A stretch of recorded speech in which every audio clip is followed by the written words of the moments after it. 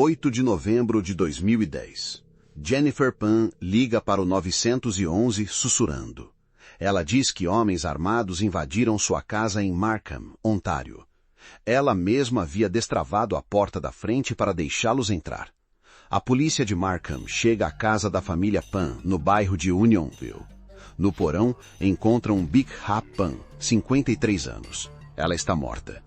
Seu marido, Han Pan, 60 anos, está gravemente ferido por múltiplos disparos. Jennifer está amarrada quando os policiais entram. Ela conta que 3 homens invadiram a casa, exigiram dinheiro e levaram os pais ao porão. Ela diz que não foi machucada. A casa de Unionville é de classe média alta. Os Pan são imigrantes vietnamitas que chegaram ao Canadá sem nada. Han trabalhava em fábrica, Bikha costurava para complementar a renda. Eles compraram essa casa como símbolo de tudo que construíram. Os investigadores registram uma inconsistência imediata. Os 3 invasores armados roubaram, atiraram nos pais e fugiram, mas não tocaram em Jennifer. Ela ficou na casa, ilesa. Han Pan sobrevive, mas os disparos o cegam permanentemente. Ele tem 60 anos, perde a visão e a esposa na mesma noite. Jennifer Pan tinha 24 anos e ainda morava com os pais. Han e Bikha controlavam cada aspecto da vida dela, horários, relacionamentos, carreira. Ela não podia sair sem permissão, não podia namorar quem quisesse, não podia falhar. Uma filha modelo criada para o sucesso dentro de uma casa impecável. Uma mãe morta no porão, um pai que perdeu os olhos. A pergunta que a polícia precisa responder é simples. Quem queria os Pan mortos e por quê? Huey Han Pan chegou ao Canadá nos anos 1970, fugindo do Vietnã pós-guerra. Ele e Bikha construíram uma vida em Markham, Bozero. Para eles, o sucesso dos filhos era a prova de que o sacrifício havia valido a pena. Jennifer nasceu em 17 de junho de 1986. Desde cedo, os pais a inscreveram em patinação artística. Ela competia regularmente e chegou a um nível de quase elite. O esporte consumia fins de semana, férias e boa parte de sua infância. Além da patinação, Jennifer estudava piano. As aulas não eram opcionais.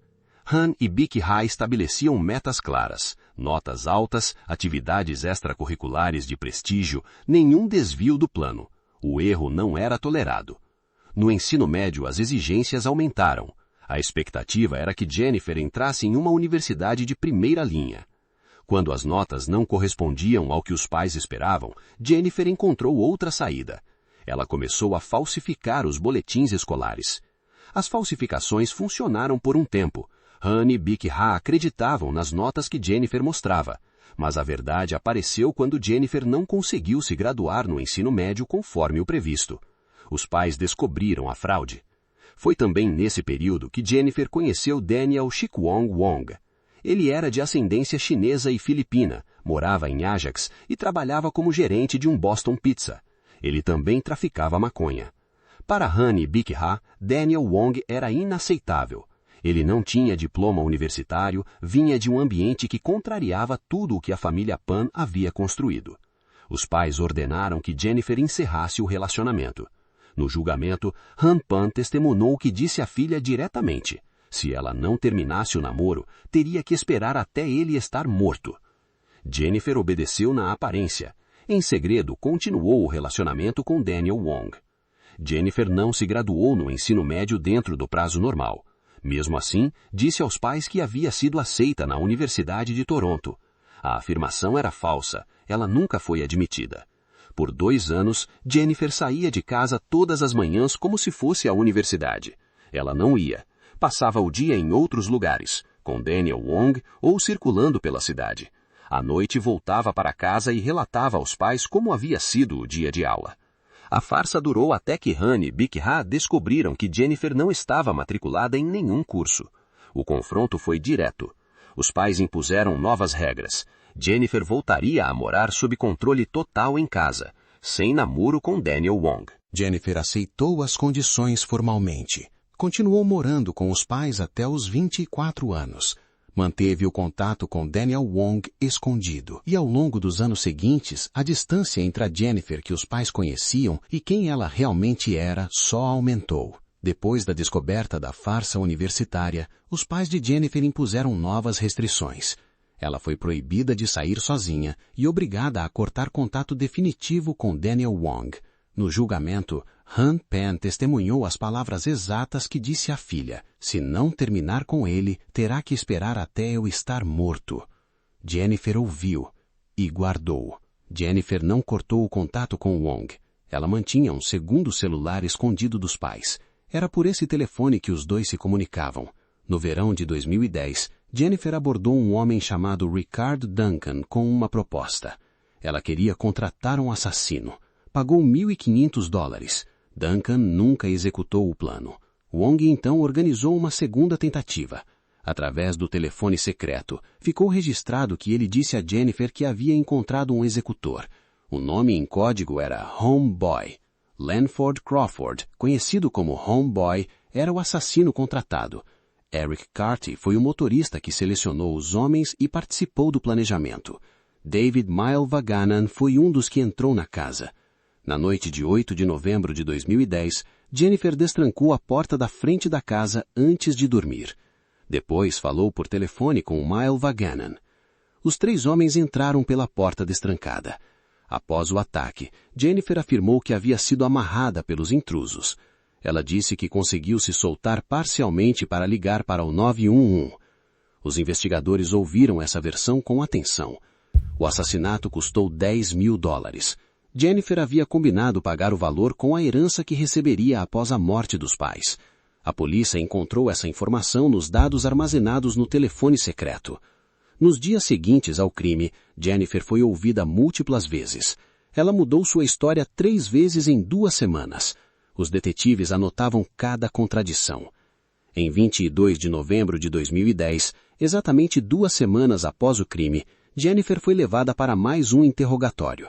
Dessa vez, ela apresentou uma nova versão. O plano havia sido um suicídio. Ela disse que não conseguia se matar sozinha.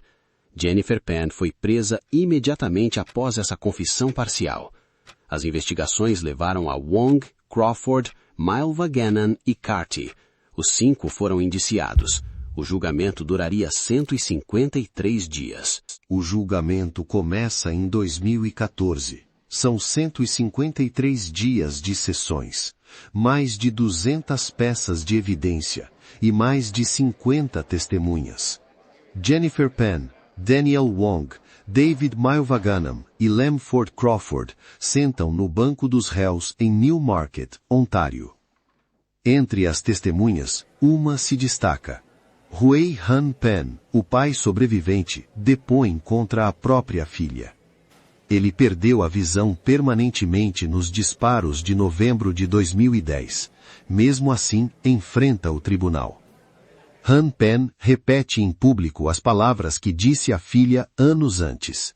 Ele havia ordenado que ela encerrasse o namoro com Wong. Disse que se ela não obedecesse, teria que esperar até ele estar morto.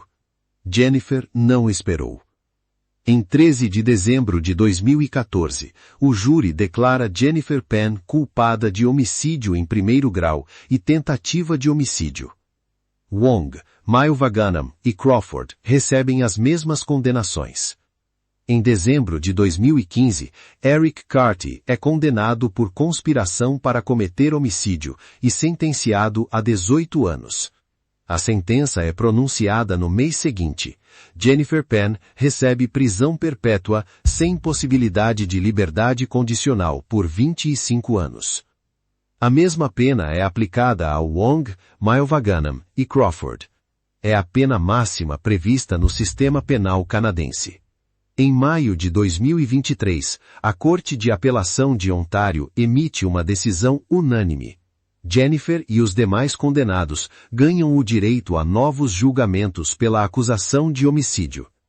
As condenações por tentativa de homicídio contra Han são mantidas.